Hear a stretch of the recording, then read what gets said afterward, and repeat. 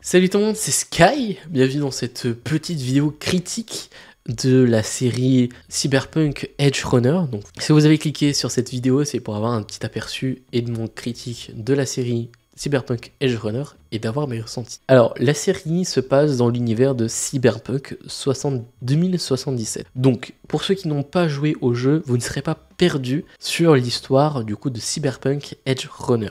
En gros, pour la faire courte, vraiment très courte, gros résumé, c'est un personnage, on va suivre un personnage principal qui va perdre du coup un membre de sa famille très vite dans la série. Malgré ça, il va pouvoir en faire une force grâce à une armure qui est complètement pétée.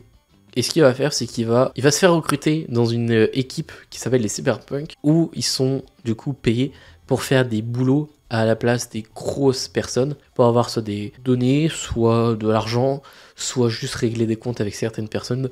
Et donc ils sont là pour ça. Donc du coup il va se faire recruter. Et tout le long de la série, on aura du coup ce personnage principal qui va se mêler dans des histoires et même en devenir le chef vers la fin de la série. Ce qui est très cool avec cette série, alors beaucoup, j'en ai entendu beaucoup parler autour de moi, des gens voulaient regarder cette série, qui n'osaient pas la regarder pour une raison, c'est le niveau des chara-design et que ce soit un peu mangatesque. Oui, ça l'est. À certains moments, vous allez beaucoup voir des actions ou des dessins style manga, mais croyez-moi, certes, c'est très mangatesque, le niveau des chara-design et des actions, mais on oublie très vite le chara-design qui est autour, parce que c'est dans l'univers de Cyberpunk, et que les voix des personnages collent très bien, la musique colle très bien avec certaines actions, donc du coup on oublie les actions, clairement, parce que ça se passe tellement vite, et qu'on est pris dans la série, et que, en fait, on n'a pas le temps de décrocher d'un épisode à un autre. En fait. Et c'est ce que j'ai beaucoup kiffé avec cette série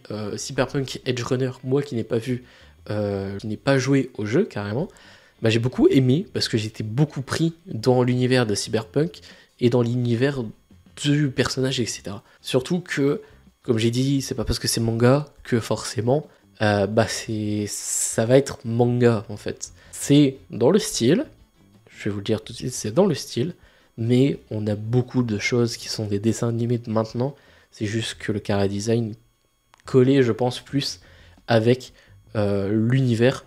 Parce qu'on a beaucoup de gore dans Cyberpunk Edge Runner, je vous le dis direct, il y a beaucoup de sang, beaucoup de têtes qui explosent, etc.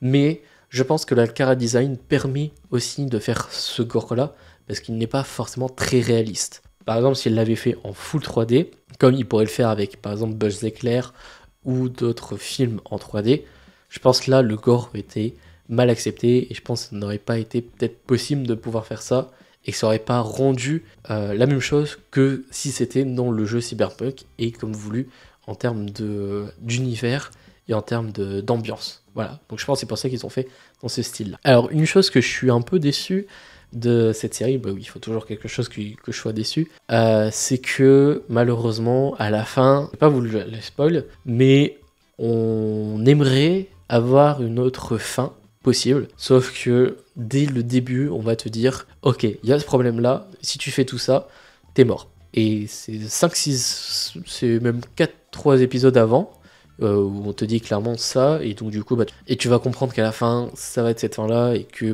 tu vas dire, ok, je m'attendais pas réellement à ça, je voulais qu'il fasse un peu plus, mais malheureusement c'est ça. Ce qui est aussi dommage, c'est que tout le long de la série, on va suivre du coup les deux personnages principaux qui sont juste du coup sur l'affiche, là clairement, on va suivre du coup leur liaison amoureuse, sauf que malheureusement, à la fin, tout se finit pas vraiment très bien.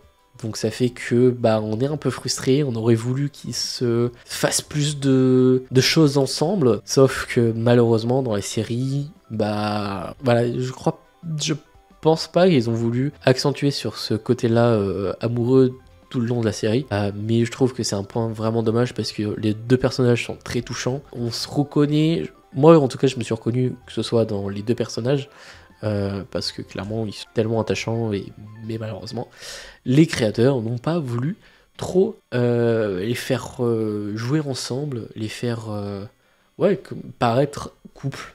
Voilà, c'est les deux seuls points qui me sont un peu négatifs de la série. Mais franchement, pour gros résumer, allez vraiment voir, il y a beaucoup de choses qui sont très stylées dedans. Le design, ne vous en faites pas part, plongez-vous clairement dans l'univers, c'est magnifique, les décors aussi sont beaux. Vous allez beaucoup retrouver des noms qui sont issus du coup du jeu Cyberpunk 2077, donc ça pour ceux qui ont joué, vous ne serez pas perdus, donc c'est plutôt un bon point.